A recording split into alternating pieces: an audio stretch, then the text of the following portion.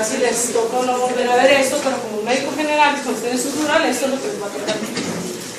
Bueno, estos son los temas que vamos a abarcar hoy. Espera un segundo, pasa lo que sigue. Está bien, ¿está anterior? Bueno. Sí, digamos que dependiendo del grupo etario que nosotros estemos viendo, van a ser las causas principales de sangrado en la nariz. Si estamos hablando de los niños, las dos causas principales son las dos primeras, es decir, un niño por un cuadro viral, un cuadro de una faringoamigdalitis, se ocasiona secundariamente por deshidratación, por la respiración por la boca, por la tos, por la respiración más constante, una rinitis seca que se va a traducir en exposición de los vasos y sangrado. Y también, por supuesto, que los niños, todos los niños les encanta andar, adultos también, pero la mayor parte de los niños les encanta andar con el dedo metido en la nariz. ¿Sí? Esas es, digamos, las dos causas principales de los niños. Entonces, la resequedad de la mucosa nasal puede estar dada por ciertos tipos de clima, también por el ejercicio, y a los niños que les toca la izada de bandera a mediodía, ¿sí? Expuestos al rayo del sol, o estás en la playa y de repente empezaste con sangrado en la nariz, las causas son rinitis seca anterior. ¿Sí? Por supuesto, trauma en la nariz puede ocasionar sangrado. También las desviaciones del tabique, porque esa desviación puede ocasionar que sea una rinitis seca. Y por supuesto hay cosas mucho más raras que quiero que se acuerden que existen. Todo niño, todo adolescente masculino que presente sangrados intensos por nariz en forma recurrente asociado a obstrucción nasal, tienen que pensar que existe una cosa que se llama un nasoangiofibroma juvenil, que realmente es un tumor de origen benigno, pero no es tan benigno. Digamos, el comportamiento, a pesar de que histopatológicamente es benigno, se emerge en lo que es la base de la fosa media, es decir, en nasofaringe, y se extiende generalmente hacia esfenoides. Entonces, regularmente son tumores que vienen dependiendo del tipo de nasoangiofibroma, pues no son tan benignos, ¿listo? Bueno, estos son los pacientes que les van a llegar a ustedes. Va a haber la epistaxis, que es algo bastante aparatoso, tanto para el paciente como para el médico recién graduado que le toca atender al paciente que está con un sangrado abundante, ¿sí? Entonces, se van a ver básicamente dos cuadros clínicos asociados a un sangrado de nariz. Los sangrados anteriores, como hablábamos ahora, están más en relación con todas las cosas que estábamos hablando ahorita. El abuso de descongestivos como el Afrin ocasiona resequedad nasal, la oximetazoline, el rinofenol, todo eso. Resecan la nariz y ocasiona sangrado. También todos los sprays medicados nasales ocasionan resequedad y sangrado. Entonces, ¿qué es lo que uno tiene que hacer cuando uno tiene que usar un spray? Uno tiene que educar al paciente. Todo spray nasal no se coloca derecho sobre la mucosa nasal, porque si ese spray medicado va hacia el septum nasal, despule la mucosa y ocasiona sangrado. Entonces uno le dice al paciente que lo introduzca y lo voltee hacia la pared lateral nasal, y de este lado hacia acá, de tal manera que no ocasione la resequedad del septum y el sangrado asociado. Por ejemplo, una cosa que es bastante frecuente, el uso de la beclometasona que ocupa el post, es causa de consulta recurrente por sangrado. ¿Listo? Y por supuesto el paciente tiene que hacer un buen interrogatorio, porque si está anticoagulado, pues agua, pasa por mi casa. O sea, lo primero que tiene que pensar es: ¿qué es eso? La enfermedad de Osler-Weber-Mendú no la van a ver en ninguna otra parte, sino lo comieron en la lingología. Esto se le llama también telangiectasia hereditaria. Entonces, un paciente que tiene muchas telangiectasias en la cara, tú le ves a veces en los brazos, ¿sí? Esos pacientes con incavidad oral, esos pacientes, por supuesto, tienen que tener angioplastas también en nariz y es una causa muy recurrente de sangrado. Digamos que yo he visto 3 casos en 15 años, pero sí se presentan. Entonces, todo paciente siempre piensa que eso existe, se llama enfermedad de Osner-Weber-Lendl o telangiectasia hereditaria. Y las epistaxis posteriores, ¿qué diferencia hay? Miren las causas diferenciales entre los dos tipos de epistaxis. Las epistaxis anteriores regularmente son muy aparatosas porque todo el sangrado se viene por la nariz. Las epistaxis posteriores, a veces el paciente puede estar deglutiendo la sangre y el paciente te llega casi chocado sin estar proporcional al sangrado que el paciente ha tenido. Entonces es mucho más grave una epistaxis posterior, ¿sí? Por supuesto, ¿en qué pacientes tiene uno que pensar? En el adulto mayor, el que está multimedicado, anticoagulado, que es hipertenso, no controlado, cardiópata, que tiene un marcapaso. Es decir, todos esos pacientes, uno cuando llegan a urgencias, uno primero tiene que estar alerta porque uno tiene que pensar en eso, ¿sí? La que sigue, por favor. Quería darles una recordadita de la nariz. Es un sitio que está irrigado tanto por la arteria carótida externa, por la arteria carótida interna, ¿sí? En alguna época, gracias a la medicina y sus avances, pues ya no se hacen muchas de las cirugías que a mí me tocó ver cuando yo era residente hace 1000 años. Anteriormente uno terminaba con ligaduras de carótidas, el paciente terminaba a veces con amaurosis secundaria a una epistaxis, ¿sí? Ahorita en la actualidad lo que se hace son embolizaciones selectivas, eso las hacen los radiólogos intervencionistas, y ellos vienen y embolizan la arteria que está sangrando. Pero de inicio tienen que acordarse que hay ciertas cosas que uno tiene que hacer, que la nariz tiene una irrigación que es compleja, que son muchos plexos que están unidos. Entonces, de aquí, por ejemplo, de la arteria carótida externa, la arteria carótida externa tiene una rama que se la señalé ahí, que es la esfenopalatina, que es principalmente la causante de los sangrados posteriores. ¿Listo? Esta arteria esfenopalatina, ahorita vamos a verla, creo que no me acuerdo si viene por ahí una gráfica, pero hace parte del plexo de Whitlow, que es el que irriga la región posterior nasal y es la causante de los sangrados posteriores. La arteria carótida interna tiene, también se la señalé ahí para que se acuerden, 2 ramas terminales que son las etmoidales, ¿sí? Y estas etmoidales, la anterior y posterior, van a ser la causa también de parte del sangrado cuando es de la pared principalmente lateral nasal, que es un posterior, ¿sí? Pero también digamos que es parte de la irrigación posterior nasal. ¿Listo? Entonces, la nariz tiene varias estructuras en su pared. Les señalé con esas flechas que la esfenopalatina está muy en relación con lo que es el torniente medio, es decir, en la parte alta de la nariz, más o menos como 1 centímetro o medio centímetro atrás, es donde uno ubica la salida de la esfenopalatina, que está señalado allá, y es ahí a donde uno busca el sangrado en un paciente que le has hecho todas las maniobras y el paciente continúa con sangrado. ¿Listo? Entonces ahí tienen los 2 plexos básicos, es decir, ahí estamos señalando lo mismo, es decir, el sitio de sangrado posterior y el otro, el sitio cuando hay una epistaxis superior, esas son las ramas que están involucradas. Obviamente todo en medicina no es de aprenderse de memoria, sino de lógica, ¿sí? Si uno sabe por dónde van las arterias que irrigan, pues uno sabe a dónde, si no está sangrando uno, pues hay que irse al otro sitio a buscar el sangrado. ¿Listo? Entonces, el plexo de Kieselbach, que es el principal, es el plexo de Kieselbach está involucrado en el 90% de los sangrados, ¿sí? Entonces, ¿por qué razón? Si los sangrados son anteriores, ¿por qué tantos pacientes terminan recurriendo muchas veces a urgencias por sangrados y sangrados y sangrados? Porque no sabemos hacer taponamientos nasales. Esa es la razón.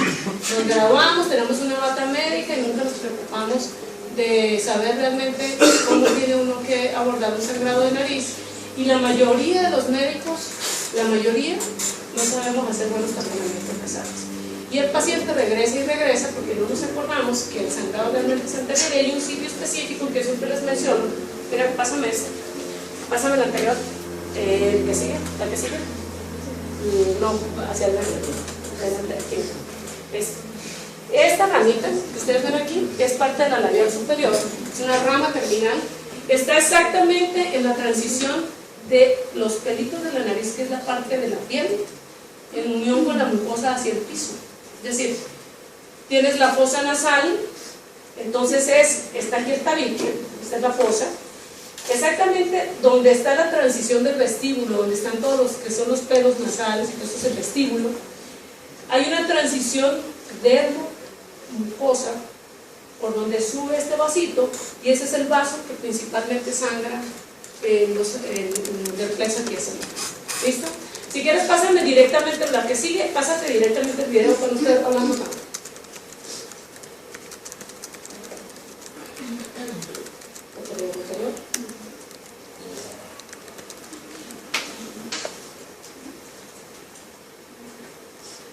No, donde estábamos ahora. Donde está agarrando de la nariz un tipo. Ahí. Ese video, por favor.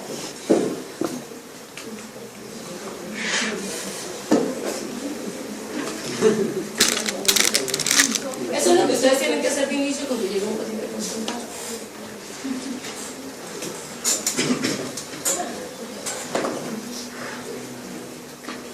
¿Cómo detener una hemorragia nasal? Hay algunas cosas que no son Una hemorragia se presenta cuando las vías por las que circula la sangre, venas o vasos, se rompen completa o parcialmente. Los sangrados por la nariz son muy comunes, debido a que esta región cuenta con amplia red de vasos y se encuentra en contacto con factores ambientales. Así, inhalar sustancias químicas tóxicas, la contaminación ambiental, infecciones ocasionadas por virus y bacterias, un golpe o limpiarla con brusquedad, así como rascarse la nariz en el caso de los niños, son las principales causas de hemorragias. Para detener la hemorragia nasal típica, se recomienda sentarse y apretar suavemente la parte blanda de la nariz entre el pulgar y el índice, de tal manera que se cierren las fosas nasales durante aproximadamente 5 o 10 minutos. Asimismo, inclinarse hacia adelante para evitar tragar la sangre y respirar a través de la boca. ¿Qué hacer? Existe un mito con los pacientes. Se ponen monedas, se ponen trapos húmedos, cosas rojas mojadas en la frente. El paciente se acuesta así, ¿sí? Y piensa que con eso le va a parar el sangrado. Segunda cosa, dice el paciente, no, es que yo, para que no se me vaya a infartar el cerebro, prefiero sangrar una hora. Todas esas cosas son mitos. Una de las cosas que ustedes tienen que hacer primero es enseñarle al paciente cómo detener la hemorragia en su casa, cuando son pacientes que sangran recurrentemente, y que puedan llegar, digamos, más tranquilamente. Cuando un paciente, el sangrado, si todo paciente de inicio uno les enseña cómo puede parar la hemorragia desde la casa, y es un paciente que frecuentemente sangra, entonces nos evitaríamos muchos sustos en urgencias. ¿Listo? Entonces es importante la educación del paciente. ¿Listo? Mantenga la calma y limpie su nariz con suavidad. Hay que sonarse para expulsar moco y sangre. Si apretar suavemente la nariz no funciona, coloque un tapón de algodón dentro de la nariz, dejando fuera una parte de él para poder sacarlo. Si es posible, moje el algodón con agua oxigenada. Después vuelva a apretar firmemente la nariz por 10 minutos, sin echar la cabeza hacia atrás. Deje el algodón así hasta que compruebe que la hemorragia se ha detenido. Luego, retírelo. Digamos, si quieres ya para el video, ¿cuál es la idea? Es decir, cuando ustedes llegan con un paciente de urgencias, pues no estamos hablando del paciente con sangrado posterior, el viejito de 90 años que llegó chocado por hipovolemia, con ese paciente por supuesto no le van a poner a apretarse la nariz. Pero digamos que en general los pacientes lo que tú tienes que hacer, uno, calmar primero tus coronarios, porque el paciente, el que primero se asusta con el sangrado y dice, ¿por qué me tocó a mí? Son ustedes, ¿sí? Entonces, lo primero que ustedes tienen que hacer es tener calma. Antes de quitar cualquier cosa que el paciente se haya puesto, como es el tapón empapado con agua oxigenada, antes de quitarlo, ustedes preparan todo lo que ustedes vayan a poder necesitar. Ahorita van a ver qué material necesitan para atender eso. Y una vez que tienen todo eso, que tú tienes tus gafas, que tienes tus guantes, que tienes tu bata antifluidos, ahí sí vamos a revisar al paciente. Cuando ya tienes todo listo, le dicen al paciente, quites el tapón, lo haces que se suene, porque lo primero que tienes que hacer es identificar el signo de sangrado. Digamos que ahorita hablábamos de que hay un vasito que está sangrando. Resulta que hay pacientes, como los pacientes anticoagulados, que no es un solo vasito el que está sangrando. O los pacientes que tienen una crisis hipertensiva, el paciente muchas veces no es un solo vasito el que está sangrando. Entonces, o sea, el sangrado en capa, tú vas a ver que todo el septum está sangrando, ¿sí? Esos pacientes, pues por supuesto, toca taponarlos antes que pensar en una cauterización. Entonces, la idea es enseñarles qué es lo que ustedes tienen que hacer. Lo primero que hay que hacer, esto es una cauterización. Esta cauterización se hace en un paciente que sangra un poquito, que tú puedes poner un poquito de vasoconstrictor para este sangrado, y mantienes haces una cauterización con estos palillitos, que el nitrato de plata lo que hace es hacer una quemadura sobre toda la mucosa y hace que con la fibrosis el vaso se contraiga. ¿Listo? Esa es la finalidad de la cauterización. Las cauterizaciones, varias cosas quiero comentarles. Una, no se pueden hacer bilaterales porque si el paciente termina con perforación septal. Segunda, tiene uno que esperar a que la mucosa se recupere mínimo 3 semanas, ideal un mes, antes de repetir una cauterización, ¿sí? Y tercero, pues digamos que tiene uno que hacerlo cuando uno sabe que el sangrado es muy limitado, ¿sí? Y que uno tiene muy identificado el sitio de sangrado. Bueno, los taponamientos anteriores, antes que enseñarles cómo se hacen esos tapones, quiero dejarles la inquietud de que nada de lo que ustedes dejen dentro de la nariz puede quedar suelto. Las posibilidades de que con una maniobra de Valsalva, es decir, que un paciente tosa o estornude duro, un tapón que ustedes pusieron termine en carina, son altas. Ya ha habido, hace como unos 4 años, a un otorrino se le murió a una paciente porque el tapón se fue a carina. Una cosa muy sencilla como colocar una mecha, como colocar una sutura. Lo que vayas a dejar te evita cualquier riesgo. Uno nunca debe de confiarse, o tienes que hacer las cosas de tal. Si te vas a usar, por ejemplo, un merocel, estos son diferentes materiales que se han usado. El merocel es una sustancia rígida que tú la metes, es una esponja que está comprimida, tú la metes y una vez que la metes ella se expande. Y la mayoría de los médicos se confían en que eso es suficiente, que se expande, se pegue a los tejidos para que no se vaya. La realidad es que yo no lo hago nunca. Así siendo un merocel, yo siempre prefiero mejor ponerle una suturita. Eso es más tranquilo para mí, es más fácil el retiro y legalmente a mí me cubre en caso de que el paciente no haga las cosas bien.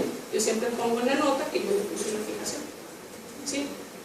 Porque si llega a pasar alguna cosa, el paciente se quitó el tapón, el paciente hizo algo raro en su casa que suele pasar. Entonces yo como médico legalmente me cubro siempre.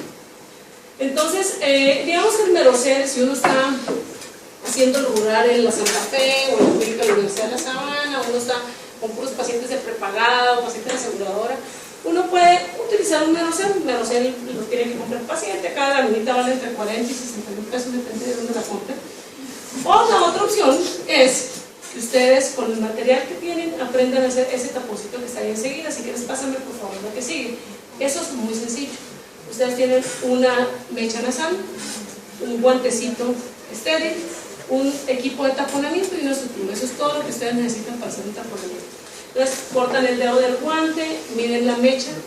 Las vueltas de la mecha dependen de qué tan amplia esté la fosa, porque muchas veces el tapón está perfectamente puesto pero quedó muy chiquito para la fosa. ¿Sí? Paciente que tiene una desviación del tabique y el tabique está para el otro lado, tiene una fosa el doble de grande, entonces un tapón chiquito pues queda bailando y el paciente sigue sangrando. Entonces la cantidad de mecha que tú le vas a colocar, en promedio digamos 2 vueltitas son suficientes para un niño, 3 para una mujer, 4 con hombre, ¿sí? Pero eso varía dependiendo del tamaño de la fosa. Entonces tú metes con mucho cuidado, tú detienes, abres con el rinoscopio el dedito del guante, lo detienes con tu dedo como lo estoy haciendo ahí, ¿sí? Por ahí tengo detenido el guante con el dedo, para que no se me escurra, y meto la lechita hasta atrás, le coloco la sutura y para que la base me sirva de algo, es decir, que realmente cumpla la función de absorber el sangrado.